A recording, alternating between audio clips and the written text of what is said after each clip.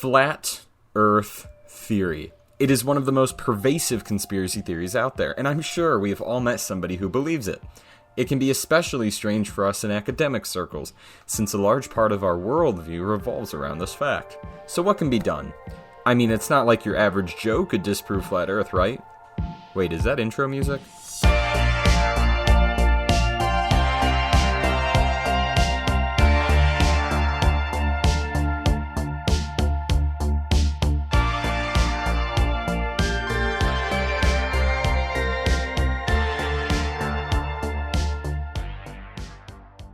So that is what we're going to be doing, disproving flat Earth. Now first, what are my qualifications? Well, I'm an astronomer, pilot, and spaceflight enthusiast. I have no degrees, I have never been a scientist or engineer in a professional capacity, although I have done research as a student.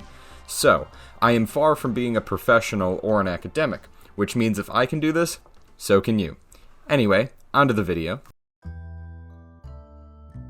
Let's start off with the history. The idea that the Earth was flat was relatively common in ancient times, but up until recently it was mostly dead. That was until 1849, when inventor and socialist Samuel Rowbotham wrote a 16-page pamphlet on what he called zetetic astronomy. From all accounts he was a skilled debater, although his moral characteristics were more questionable. He had 15 children, only 4 of which survived, which was nearly 50% higher than the standard child mortality rate in England at the time, even killing one of his own children by what was labeled as death by misadventure. He was also a quack who got people killed with poisonous cures, mostly made from phosphorus. And even with his supposed debating prowess, there were issues. During a couple debates he refused to test or even accept certain findings, in one instance even running away. But his pamphlet and later a full book inspired the modern existence of this belief, and in 1956 Samuel Shenton founded the International Flat Earth Research Society. The organization gained notoriety during the Apollo program after Samuel Shenton started railing against NASA and their astronauts, although he did say that if photo proof was provided, he'd retract his claims. If they show us a very clear picture of the Earth from space, and the picture does not show all the continents, and the edge of the picture is out of perspective, then that would prove that the Earth is round. Until then, we shall continue fighting to prove that the Earth is flat. Well, when photos of the Earth started being widely distributed, including the Earthrise and the Blue Marble, Shenton said these photos were faked, called the astronauts delusional, and then stated that those chaps wouldn't have the nerve to be fired on top of an explosive, a rocket. Which is quite the quote. Because, I hate to break it to you, Mr. Shenton, but just because you don't have any balls, doesn't mean these guys didn't. These were war and test pilots who flew death traps like these. I think they'd be fine getting in a Titan missile. These men helped to foster the modern existence of the flat Earth belief, and while proper surveys are hard to find, the general consensus is that around 3 to 18% of people believe that the Earth is, or could be, flat. This is a huge amount of the population, and therefore this belief is an important one to examine. Now, I will preface the video by saying this. I do agree with many of the sentiments of flat earthers. You should never blindly trust authority. If able, you should look at the papers and opinions and examine them critically. There are countless times in science when critically accepted consensuses were proven wrong, and that includes today. But arguments based on authority, ignorance, and oppression are not scientific. Science is the undeniable hard facts about this world devoid of opinion or emotion, followed by the most rational and reasonable attempts to come up with an explanatory framework for these facts, usually by experimentation. So, let's test the claims of flat Earth.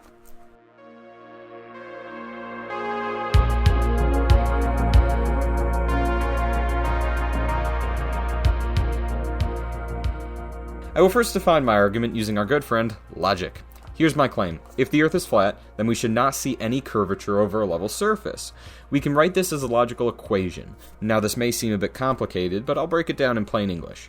If the Earth is flat, then we should see no drop-off.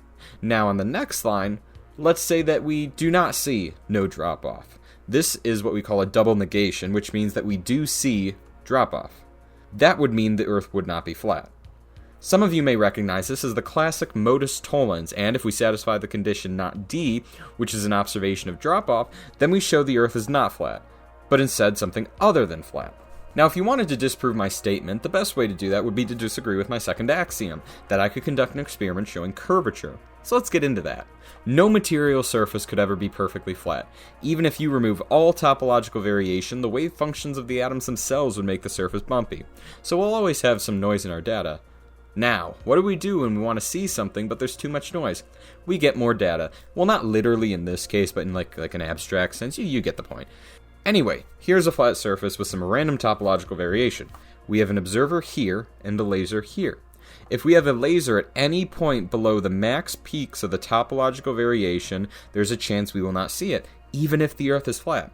So how do we fix this? Well, we simply go above the obstructions, which give us a new pseudo-surface which allows us to conduct this experiment without worrying about obstructions creating false positives. So this is why we'll be going to a large lake. Since water on a flat Earth should be flat, and if the waves get no higher than, say, a foot or two, then we will have a perfect way to show curvature.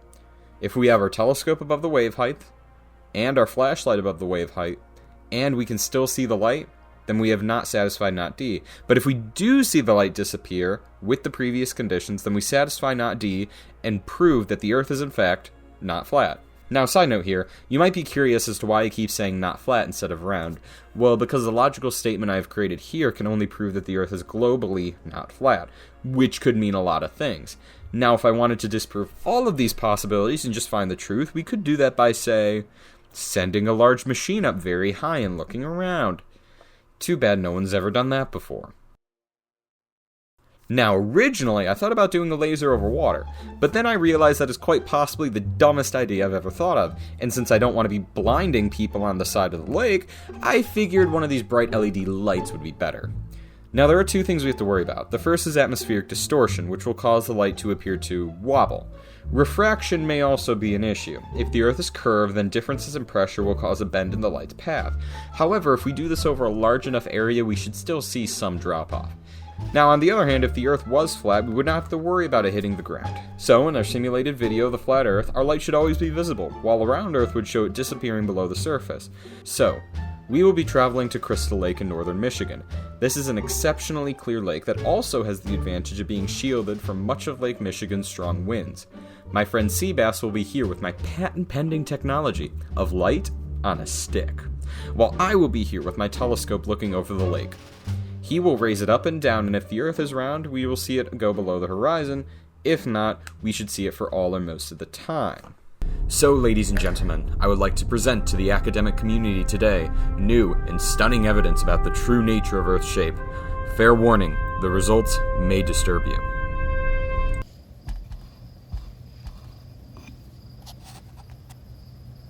Okay, he should do it around 5 times, just raising and lowering it.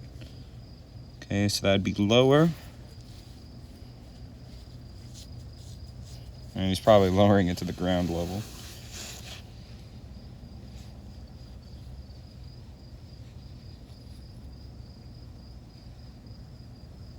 Okay, that's higher. From what I've heard from our phone conversations, he's having to put it over his head.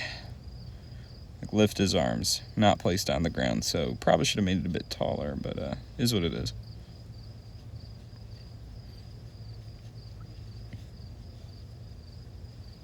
So yeah, he's currently raising and lowering that light on a stick, and if this does not show curvature,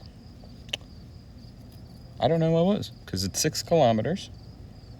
It is no waves on this lake, not at this time of night. Nothing significant, not even a wind, and it's a pretty good drop off. I mean, it's over 10 feet. Yeah, it's interesting. Yeah, that's I guess we did it. Well, boys, we did it. Now, I'm gonna be honest, I thought this video was gonna be longer, so how about we pad this runtime with some other amateur evidence?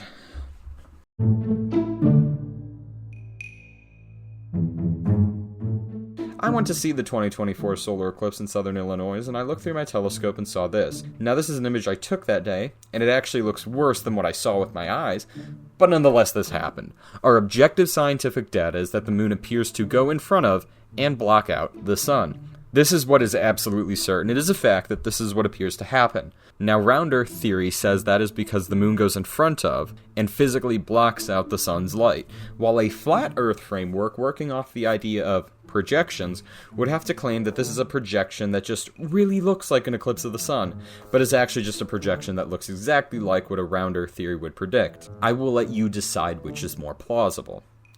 Parallax! Not that one. Parallax is the apparent change in an object's position relative to a fixed background when viewed from different positions, i.e. do the finger in front of the eye thing.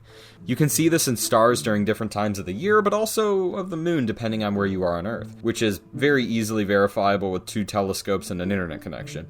You can also hit the moon with a radio ping and hear back 2.6 seconds later, which, if you assume the speed of light is real, then that shows the moon is 308,000 kilometers away.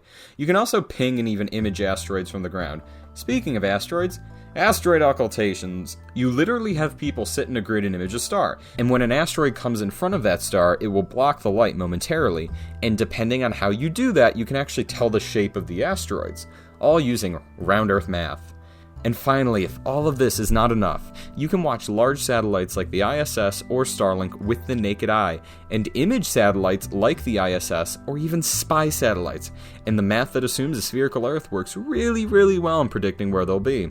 Plus, with advances in astrophotography and image processing techniques, these images can get really, really good, to the point where you can see individual space station modules and more from the ground, and also good enough to get the CIA sweating.